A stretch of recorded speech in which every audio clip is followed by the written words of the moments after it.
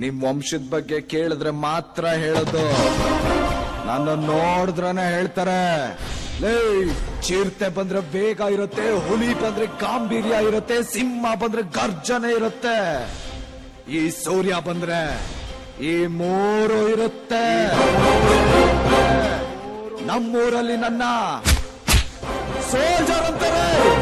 Soldier ಅಂದ್ಮೇಲೆ ದೇಶ ಕಾಯ್ದ್ಬಿಟ್ಟಿಲ್ಲ ಕೆನ್ಸ್ ಕೀಳಕ್ ಬಂದಿದ್ಯಾ? ಅಯ್ಯಲ್ಲೇ ಬೇಕುಫಾ, ದಿನ ತಾಯಿ ಬಗ್ಗೆ ಯೋಚನೆ ಮಾಡೋ ಮಗನು ಸೋಲ್ಜರ, ಮಗನ್ ಬಗ್ಗೆ ಯೋಚನೆ ಮಾಡೋ ತಂದೆನು ಸೋಲ್ಜರ, ಒಬ್ಬ ತಾತ ಅಜ್ಜಿ ಬಗ್ಗೆ ಯೋಚನೆ ಮಾಡೋ ಮೊಮ್ಮಗನು ಸೋಲ್ಜರ. ಅಷ್ಟೇ ಯಾಕೆ, ಪ್ರತಿದಿನ ಪ್ರತಿ ಕ್ಷಣ ಈ ದೇಶದಲ್ಲಿ ಅನ್ಯಾಯದ ವಿರುದ್ಧ ಹೋರಾಟ ಮಾಡ್ತಿರೋ ಪ್ರತಿಯೊಬ್ಬ ವ್ಯಕ್ತಿನೂ ಸೋಲ್ಜರೇ ಅನ್ಕೊಂತ ಇದ್ದೆ.